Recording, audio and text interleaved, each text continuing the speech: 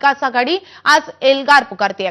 महाविकास आघाडी आणि मनसे आज मुंबईमध्ये आयोगाविरोधात मोर्चा काढणार आहेत। सत्याचा मोर्चा असं या मोर्चाचं नामकरण करण्यात आलंय।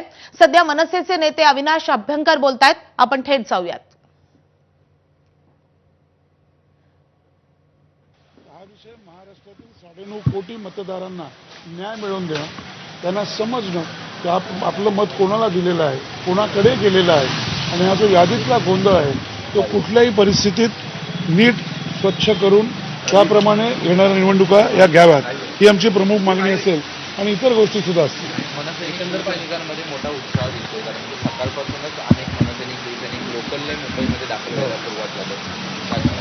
उत्साह नक्की असणारच ना। एक लक्षात ठेवा, जेव्हा राजसाहेब ठाकरे कुठलेही किंवा इतर सगळे पक्ष असतील, शेवटी ही जी गोष्ट आहे ही कशाकरता करतोय आपण? ही कुठल्या वैयक्तिक स्वार्थाकरता आहे का? तर नक्कीच नाही।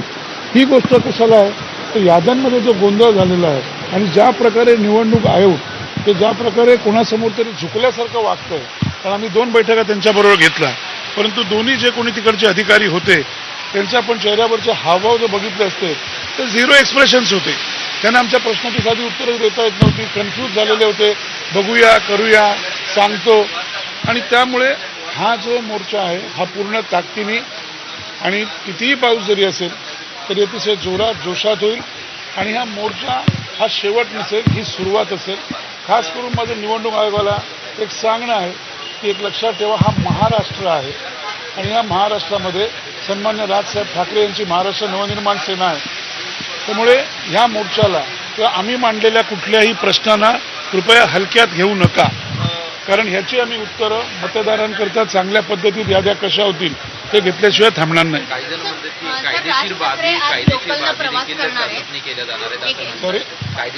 देखील चाचपणी केली जाणार आहे निवडणूक आयोगाच्या। शेवटी आता एखाद्या गोष्टीवरती सुरुवात केली की मग त्या सगळ्या प्रकारच्या बाजूने त्याचा विचार करायला लागतो आणि त्याही गोष्टी तुम्हाला दिसतील भविष्यात केलेल्या। अनेक लोक आज मनसेचे राजकारणाचं लोकली प्रवास असं दादरमध्ये काही कार्यकर्ते हे पूर्णपणे सर्वसामान्यांचा एकत्र दाखवण्याचा प्रयत्न आहे का?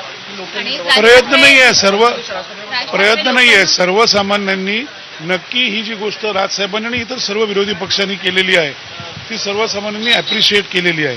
त्यांना आत्ता कळलेलं की काहीतरी गोंधळ आहे आणि हा गोंधळ नुसताच मांडलेला नाही आहे।